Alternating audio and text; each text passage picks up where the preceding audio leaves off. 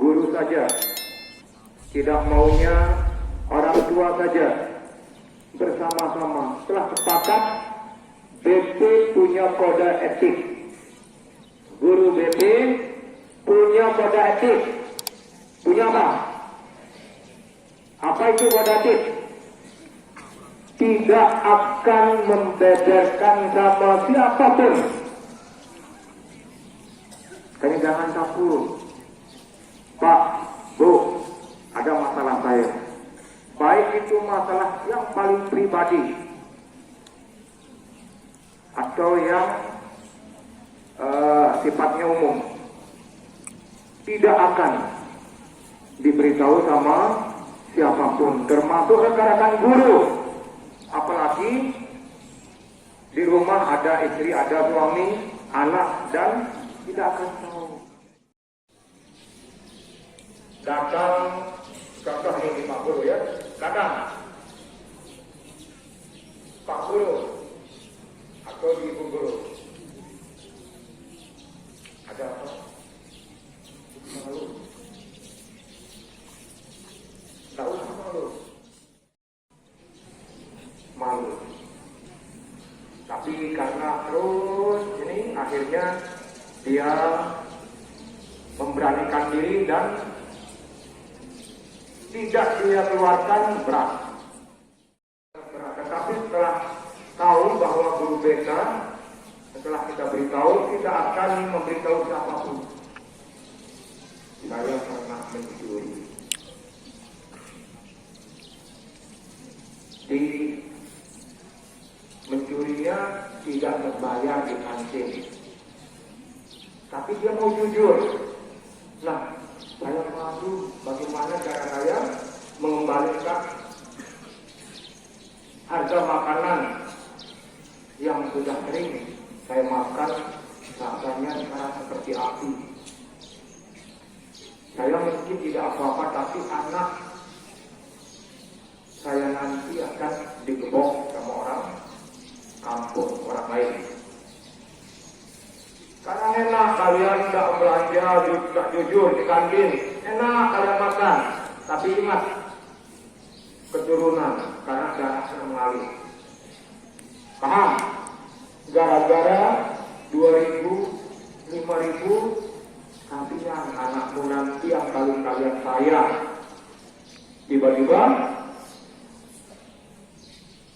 tuh larinya nanti ke sana, paham kan? Makanya jangan pilih apapun, yang namanya harus jujur.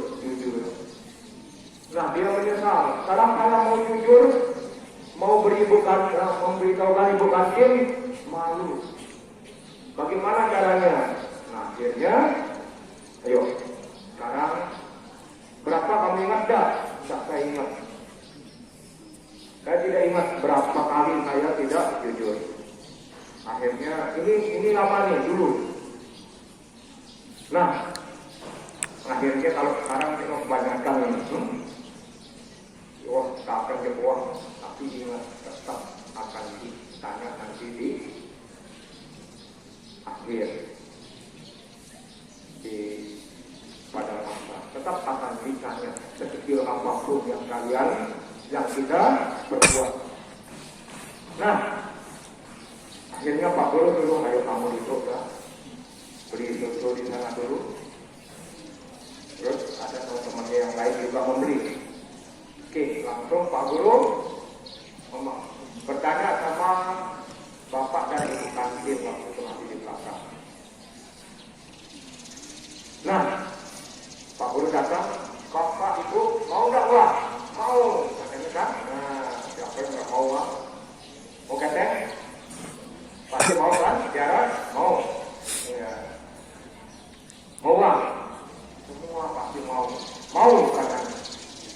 Nah, setelah itu begini, ada uang, tetapi harus dibagi rata semua kantin.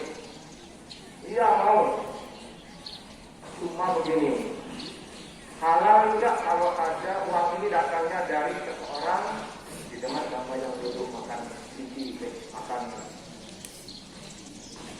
itu di dengar sama yang pelakunya nih, mau enggak memaafkan, memberikan halal, maaf kalau pernah dimaafkan barang-barangnya yang dikasih. Mau katanya halal sudah Pak Guru. Kalau begitu ini dibagi gerakan. Karena dia nyebut yang jujur ini, dia menyebut di semua kasus. Tentu di sini mungkin ada, tolong diingat ya. Ada kan? Ada. Ya. Ada kan? Ada. Ada kan? Louis. Pernah. Mudah-mudahan nggak ada ya. Yakin Pak Guru di sini nggak ada. Sekarang ini padahal ada. Yakin Pak Guru nggak ada ya? Padahal ada. Oke. Nah, didengar sendiri. Oke, dah kalau begitu dibagi uang ini. Uang itu waktu itu sekitar 200.000. Dibagi rata. Bagaimana? Halal tidak makanan yang pernah termakan, baik sengaja maupun tidak sengaja di tempat tidak pada halal, didengar sendiri. Nah, anak yang jujur itu merasa lega, tidak ada beban lagi, karena makanan yang selama itu tidak pernah terbayangkan bagaimana caranya mengembalikan. Kalau ditahu kan malu kan? Ya. Bismillahirrahmanirrahim. Assalamualaikum warahmatullahi wabarakatuh.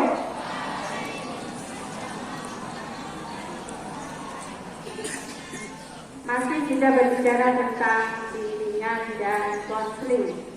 Jadi yang disampaikan oleh Pak Zulpadri selaku kuasa keketuaan sekaligus guru BK kelas 7 ya.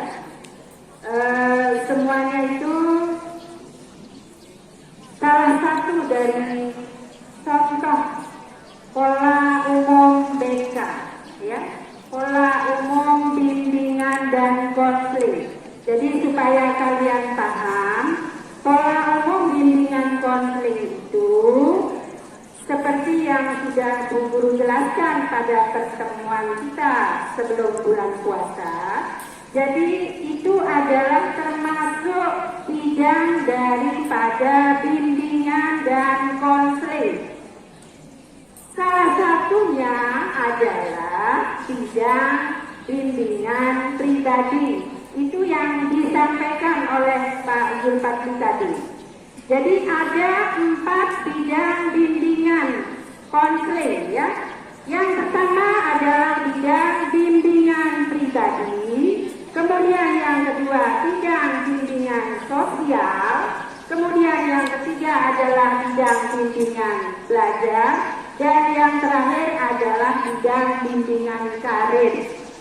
Khusus tentang bidang bimbingan karir, bagi kelas 9 yang akan sebentar lagi melanjutkan tadinya di tingkat lanjutan, apakah itu di SMK, apakah itu di SMA, apakah itu di MAN ya, nanti kalian akan diberikan ada istilah pohon karir ya. Pohon karir itu isinya bukan buah mangga ya, tetapi isinya adalah jurusan-jurusan yang sesuai dengan bakat dan minat. Bakat dan minat yang kalian miliki. Itu untuk kelas 9 ya. Jadi ada pohon karir nanti yang akan diberikan oleh guru bimbingan konseling ketika kalian di MAN, ketika kalian di SMA, ketika kalian di SMK. Jadi tadi apa yang disampaikan oleh Pak Zulpadri itu masih satu contoh daripada bidang bimbingan pribadi.